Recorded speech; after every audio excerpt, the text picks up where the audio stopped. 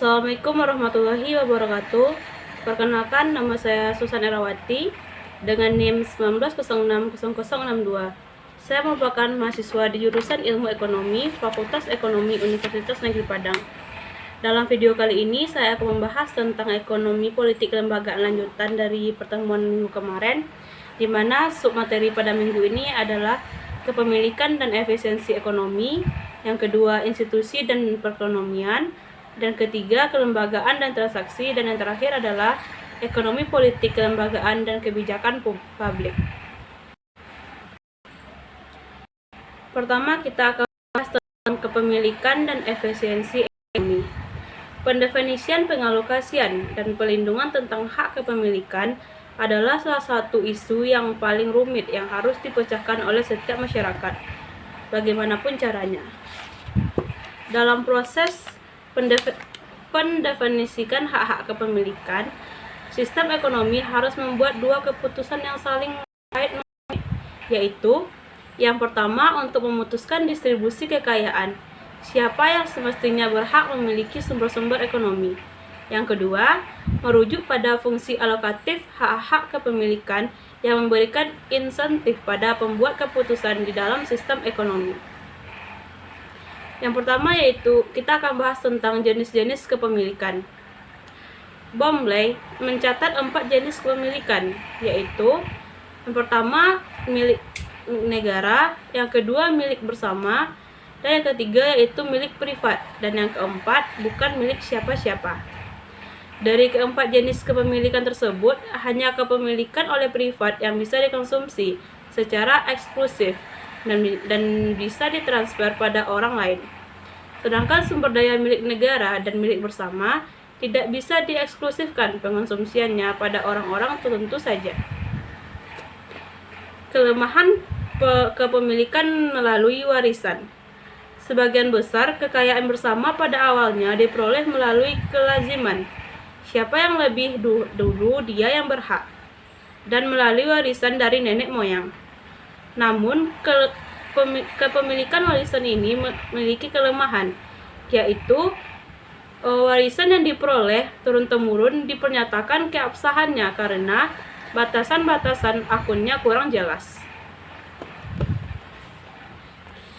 Kaitan antara kepemilikan dengan efisiensi. Ada kaitan yang sangat kuat antara jenis kepemilikan dengan efisiensi. Menurut Richard Posner, ada 3 kriteria sistem hak-hak kepemilikan yang efisien. Yang pertama yaitu universalitas, yang kedua eksklusivitas, dan yang ketiga yaitu dapat ditransfer. Idealnya, semua sumber daya dimiliki atau didapat dimiliki oleh seseorang, kecuali sumber daya yang begitu melimpah seperti udara, yang tidak perlu diatur kepemilikannya, sebab setiap orang dapat mengonsumsi barang tersebut sesuka hati, tanpa menyebabkan berkurangnya konsumsi orang lain. Yang perlu diatur kepemilikannya ialah barang privat. Barang-barang yang dimiliki secara privat bisa dikonsumsi secara eksklusif, dan selain itu dapat pula ditransfer pada orang lain. Kriteria dapat ditransfer sangat erat kaitannya dengan efisiensi. Sebab kalau suatu barang yang dimiliki tidak dapat ditransfer, kita tidak mungkin memindahkan sumber daya yang kurang produktif ke yang lebih produktif melalui pertukaran sukarela di pasar. Model hak-hak kepemilikan sebagaimana dijelaskan tersebut mengidentifikasi bahwa pasar hanya dapat bekerja secara efisien jika agen-agen yang terdorong memaksimumkan kekayaan, melakukan respon terhadap insentif privat untuk mengelola aset-aset yang berharga menurut kepentingan pribadinya. Dengan demikian, sesuai pandangan ini, atomisasi aransemen kepemilikan akan mengarahkan kita pada efisiensi ekonomi. Selanjutnya yaitu tragedi of the commons. Adanya kecenderungan untuk mengeksploitasi sumber daya milik bersama secara membabi buta pertama kali dikemukakan oleh Gareth Hardin dalam sebuah artikel yang sangat berpengaruh yang berjudul The Tragedy of the Commons yang diterbitkan pada tahun 1968. Menurut Hardin, masyarakat rasional yang dalam setiap tindakannya selalu dilandaskan pada kepentingan pribadi, cenderung akan mengeksploitasi sumber daya milik bersama secara membabi buta, yang pada gilirannya akan mengancam kelangsungan kehidupan bersama. Banyak contoh untuk itu, misalnya, nelayan cenderung menangkap ikan yang berukuran besar dan kecil tanpa memperhitungkan manfaat dan ketersediaannya untuk generasi yang akan datang. Orang cenderung mengambil semua kayu yang dijumpainya di hutan tanpa peduli bahwa kalau kayu tersebut dibiarkan beberapa tahun lagi, nilainya menjadi lebih tinggi. Begitu juga peternak cenderung menambah jumlah ternaknya walau ia tahu ketersediaan rumput di padang pengembala milik bersama makin terbatas. Selanjutnya, submateri yang kedua yaitu institusi dan perekonomian. Dalam sebuah sistem perekonomian yang didasarkan pada kepentingan pribadi, mekanisme harga dan pasar bebas seharusnya dipahami hal-hal yang terkait dengan hak kepemilikan dan penggunaan kekayaan. Akan tetapi, dalam ekonomi liberal, baik klasik maupun neoklasik, tidak ada pembahasan tentang hak kepemilikan dan penggunaan kekayaan tersebut. Kalaupun ada, hak kepemilikan dan penggunaan kekayaan tersebut diperlukan sebagai sebuah konstanta yang tidak aktif berfungsi dalam menjelaskan kegiatan alokatif. Peran kelembagaan menurut ekonom. Para pakar ekonomi murni memang menganggap bahwa hukum dan aturan tentang hak kepemilikan dan penggunaan kekayaan sebagai suatu hal yang penting. Tetapi anehnya, mereka menganggap semua itu berada di luar struktur ekonomi. Hak kepemilikan dan penggunaan kekayaan tidak hanya dianggap sebagai variabel eksogen yang terletak di luar modal. Bahkan dalam analisis diasumsikan tidak berubah dalam jangka panjang. Akan tetapi dengan semakin populernya paradigma ekonomi politik kelembagaan, sekarang perhatian ekonom terhadap peran dan fungsi perkembangan sudah semakin meningkat. Menurut Koparaso dan Levin, di kalangan ahli-ahli ekonomi yang mempelajari kelembagaan secara garis besar dibedakan atas dua kelompok, yaitu aliran institusi sejarah dan aliran institusi rasional. Menurut Koparaso dan Levin, memperingatkan bahwa upaya menjadikan institusi sebagai variabel endogen berbeda antara ekonomi politik Marxian dan ekonomi politik kelembagaan. Kalau pendukung ekonomi politik Marxian melihat motor perubahan institusi dalam tensi dialektik antara kekuatan-kekuatan produksi dan hubungan-hubungan produksi, pendukung ekonomi politik kelembagaan lebih fokus pada institusi-institusi sebagai respon organisasional, prosedural, dan aturan-aturan terhadap ekonomisasi dalam biaya-biaya transaksi, dan dalam upaya memperoleh keuntungan dari inovasi dalam aktivitas produksi dan pertukaran. Selanjutnya kita akan membahas tentang kelembagaan dan pasar. Menurut Koparaso dan Levin, ada 3 bentuk kaitan antara institusi dengan pasar. Pertama, pasar itu sendiri adalah institusi.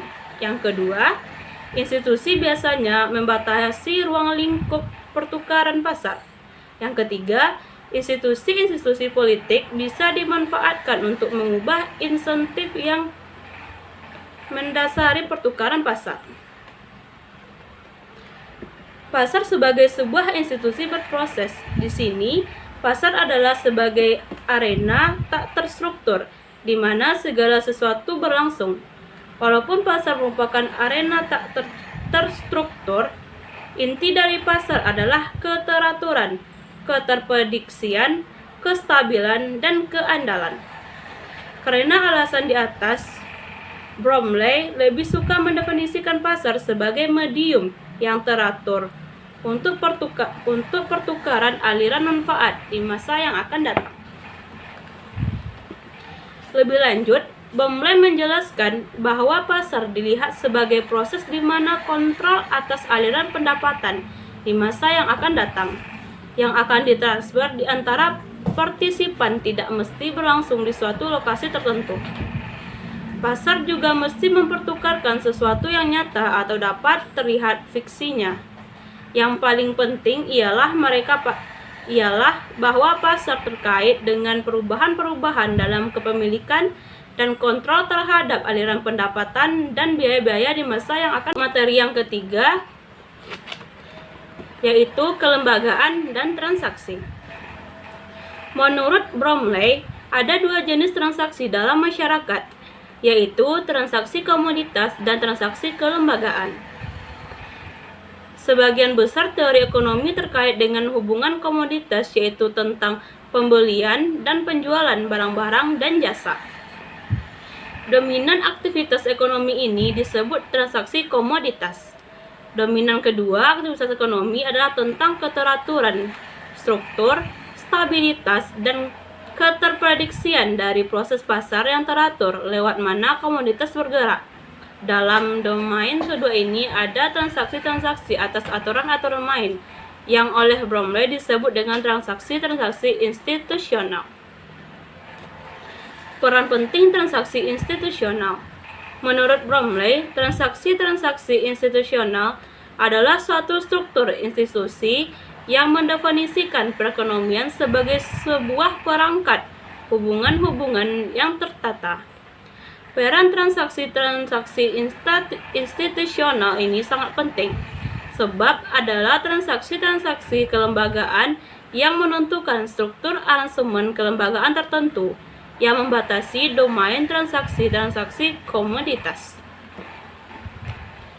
Selanjutnya, teori biaya dan transaksi. Teori biaya transaksi pertama kali dikembangkan oleh Ronald Coase dalam The Nature of the Firm.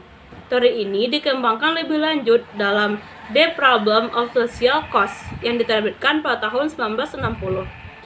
Ketika ia berusaha membandingkan biaya transaksi dalam perekonomian pasar dengan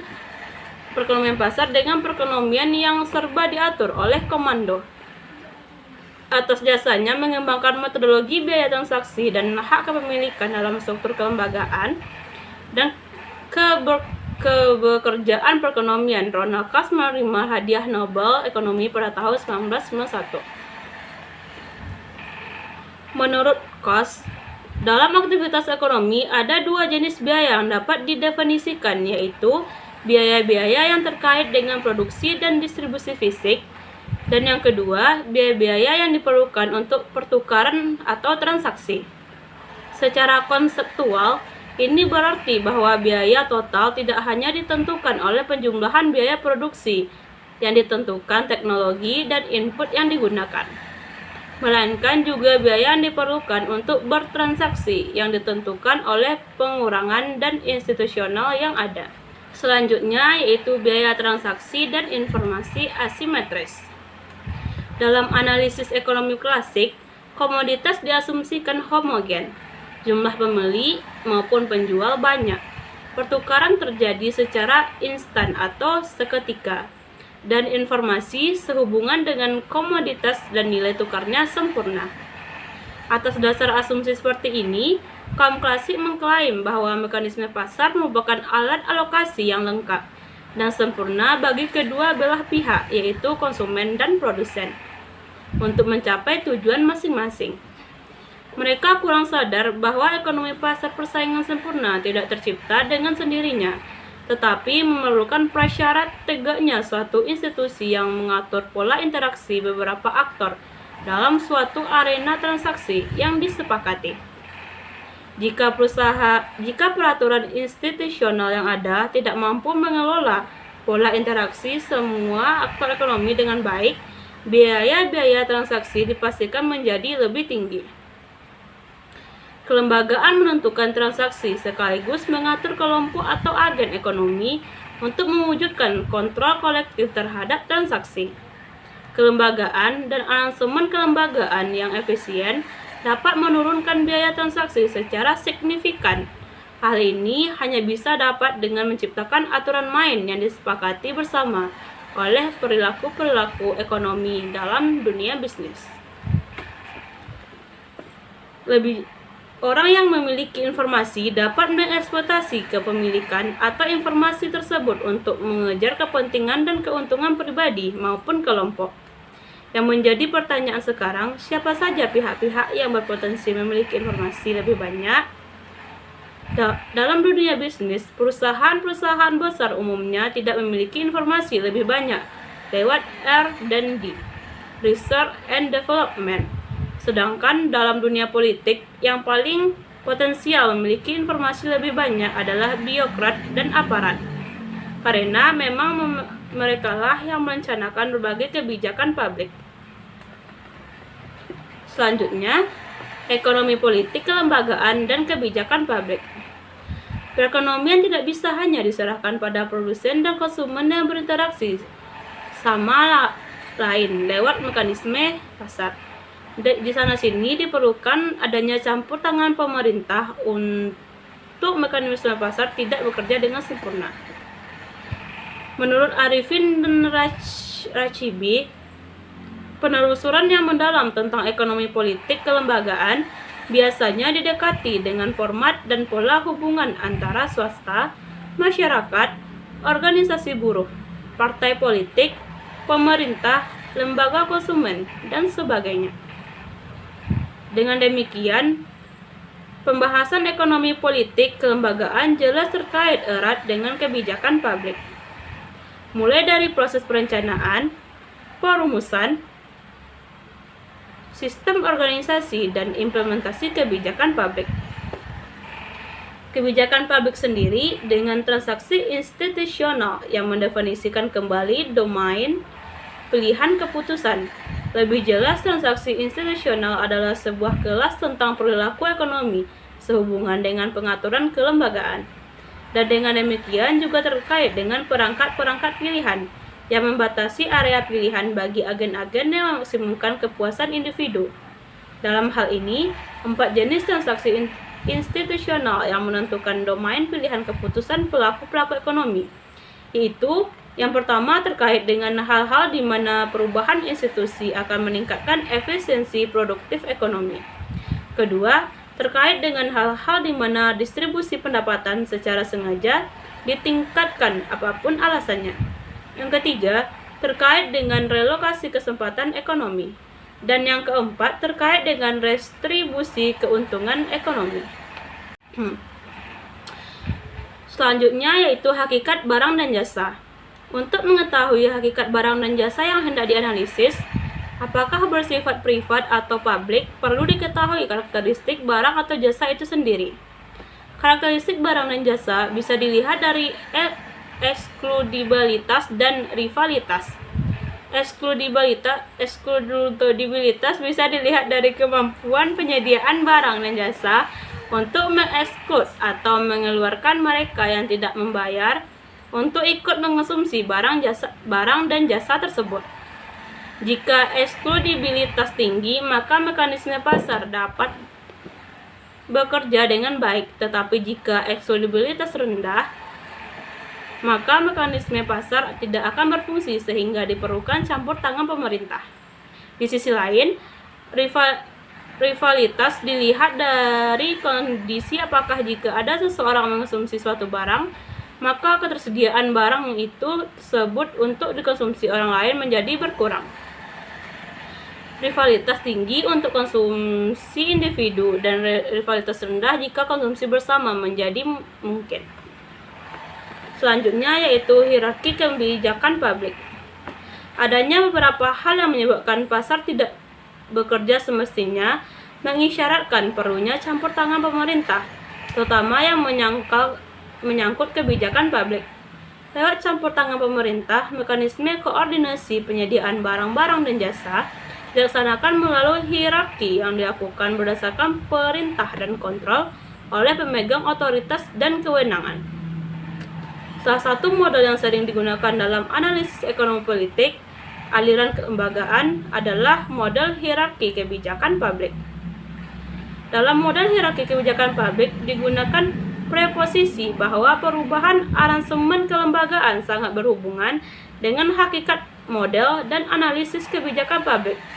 Dalam model hierarki kebijakan publik, Ada 3 lapisan kelembagaan, yaitu yang pertama pada level konstitusi, yang kedua level pemerintah, dan yang ketiga pada level operasional.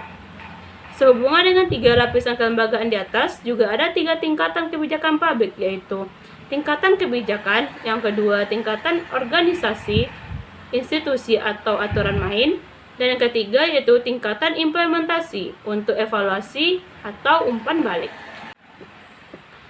Selanjutnya yaitu upaya menjinakkan lingkungan. Setiap agen pada semua jenis organisasi memiliki motivasi yang berbeda, yang kadang-kadang konflik satu sama lainnya. Untuk menghindari dampak yang tidak diinginkan, dalam analisis ekonomi politik kelembagaan sering dikaji apa saja keputusan dan kebijakan yang dapat memperbaiki suatu hasil, dan apa pula aturan mainnya, atau norma-norma, aturan-aturan hubungan kepemilikan yang mampu memberi naungan dan sanksi terhadap tingkah laku masing-masing pihak yang terlibat dalam suatu aktivitas ekonomi. Sehubungan dengan hal tersebut, ada beberapa pilihan yang bisa diambil untuk memperbaiki kinerja dan hasil suatu sistem perekonomian, antara lain: yang pertama, mengubah kodrat atau tingkah laku manusia sehingga tindakannya lebih terkontrol dan tidak merugikan orang lain. Yang kedua, mengubah hakikat barang atau jasa. Untuk itu perlu rekayasa desain dan teknologi. Dan yang ketiga, mengubah aturan main. Mengubah kodrat manusia dan hakikat barang bukan pekerjaan mudah. Oleh karena susah untuk mengubah kodrat atau tingkah laku manusia dan mengubah hakikat barang atau jasa, maka yang paling mungkin untuk dilakukan adalah mengubah aturan main. Aturan main sangat penting sebab perekonomian yang sehat dan berdaya saing menuntut adanya aturan tentang hukum untuk menjamin tegaknya persaingan sehat di pasar perekonomian dan pasar politik untuk mewujudkan kemakmuran yang terkendali. Terakhir yaitu peran masyarakat madani. Kelembagaan dan atau aransemen kelembagaan yang efisien dapat menurunkan biaya transaksi secara signifikan, baik di pasar ekonomi maupun di pasar politik. Persoalan menjadi pelik ketika kelembagaan yang efisien itu tidak dirancang, diorganisasi, dan ditegakkan dengan baik oleh pemerintah yang ada. Dalam situasi seperti ini, diharapkan kehadiran masyarakat madani yang menghendaki harmoni dan keberadaban. Masyarakat madani harus peduli terhadap kelembagaan, sebab kelembagaanlah yang menentukan aturan main dan mengordinasikan aktivitas di pasar ekonomi maupun pasar politik. Agar dapat menjalankan perannya dengan baik, masyarakat madani seyogyanya didukung oleh individu-individu, LSM, dan orang-orang pemikir dari kalangan perguruan tinggi. Untuk menjalankan perannya, masyarakat madani memerlukan kekuatan. Agar memperoleh kekuatan yang efektif, sebaiknya masyarakat madani tergabung dalam suatu partai politik, yaitu pressure group, kelompok kepentingan, dan minimal berperan dalam pendidikan politik. Jika memiliki kekuatan, masyarakat madani bisa memaksakan dibentuknya sistem hukum yang dapat diandalkan dan bebas dari tekanan politik, birokrasi yang bersih, dan kepemimpinan yang kuat. Baiklah, hanya sekian yang dapat saya sampaikan pada pertemuan kali ini. Mohon maaf apabila terjadi kesalahan, dan semoga apa yang saya sampaikan bisa memberikan manfaat bagi yang mendengarkan. Sekian dari saya, terima kasih. Wassalamualaikum warahmatullahi wabarakatuh.